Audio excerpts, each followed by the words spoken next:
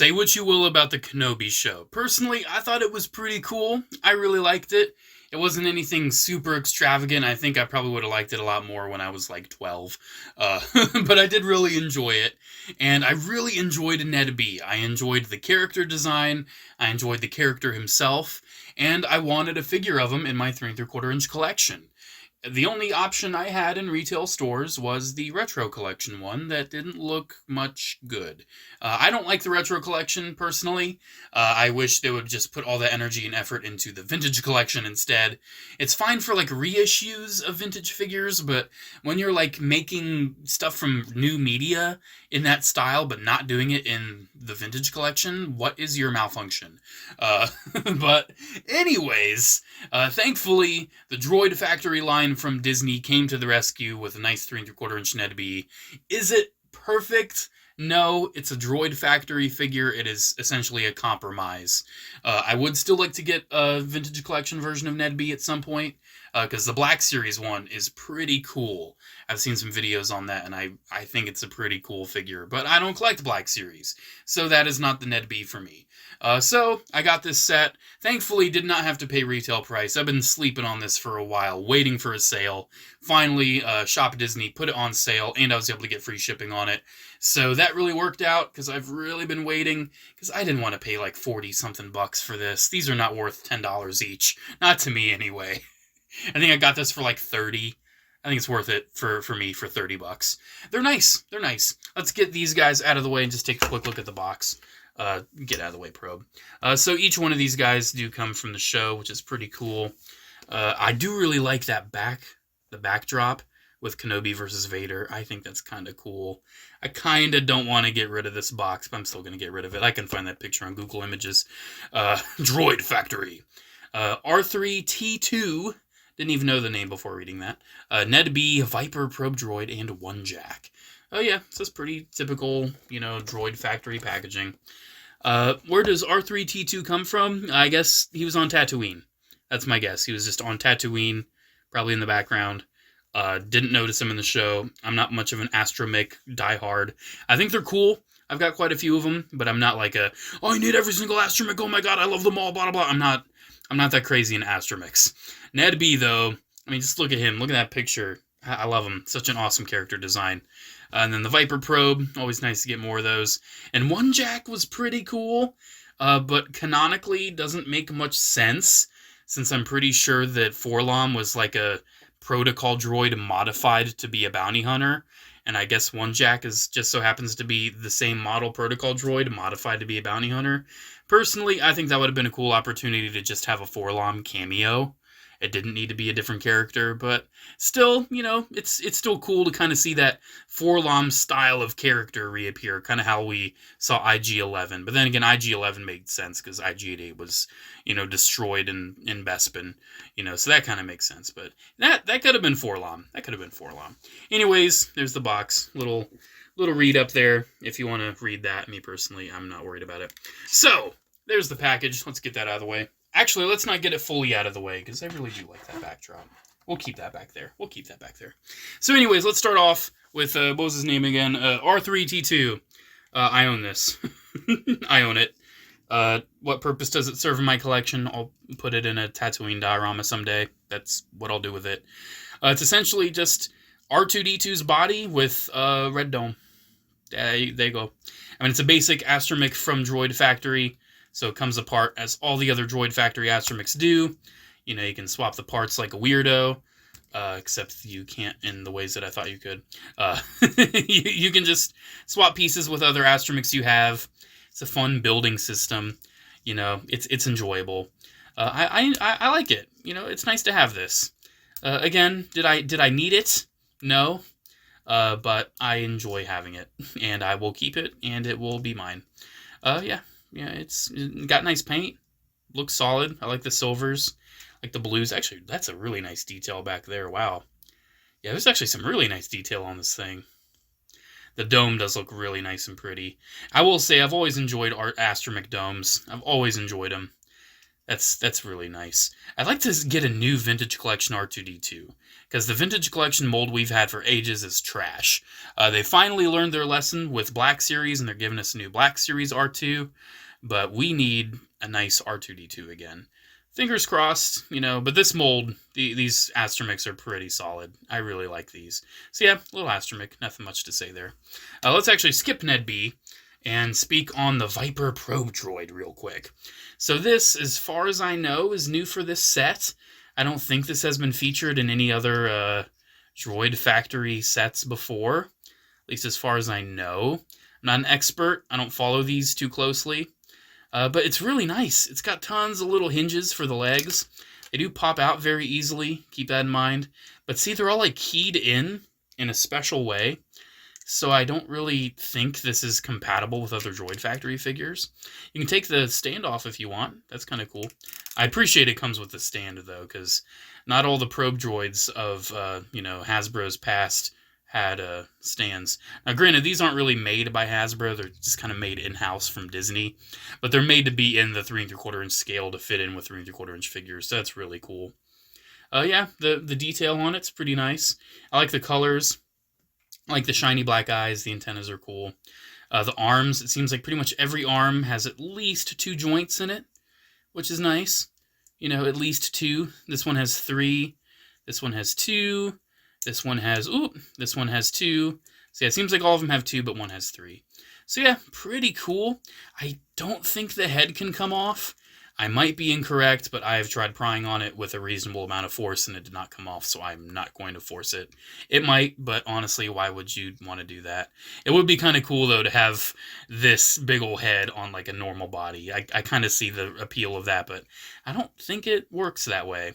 I did bring in another toy for comparison.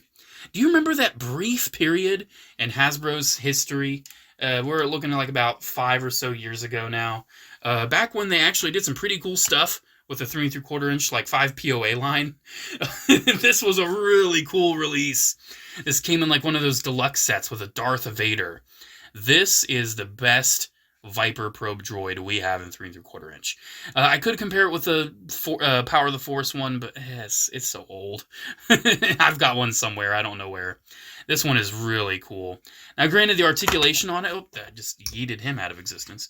The articulation on it, I actually don't think is as good as the Build-A-Droid one. You can see this has 2 joints, but these can swivel.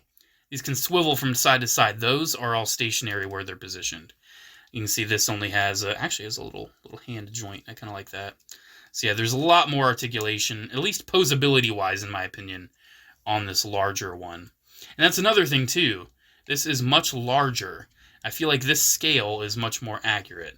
I think they're supposed to be significantly larger than actual people. Oop, that's a little bit of dust right there. I thought I cleaned them off. Now that I see he actually has...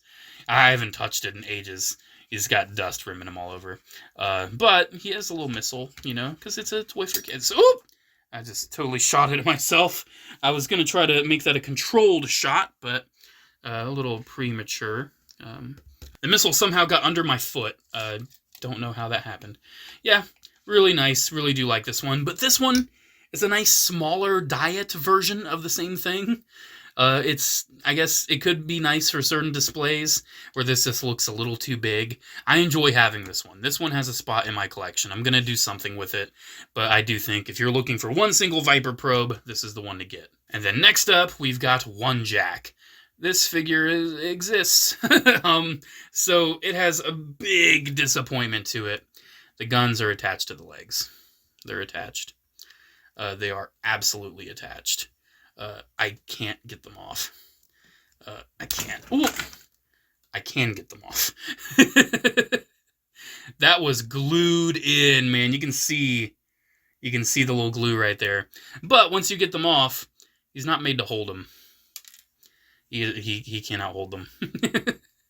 So, like, yeah, you know, if you force it enough, like I just did, you can, you know, get them out. Maybe if I heat up his hands, I can maybe wrap the fingers around. I might try to do that. This one I feel like might have a better chance of actually holding it. I don't know. You could use like little clear rubber bands like they did back in the day. Could do that. But yeah, those are glued into place. Those are not meant to come out.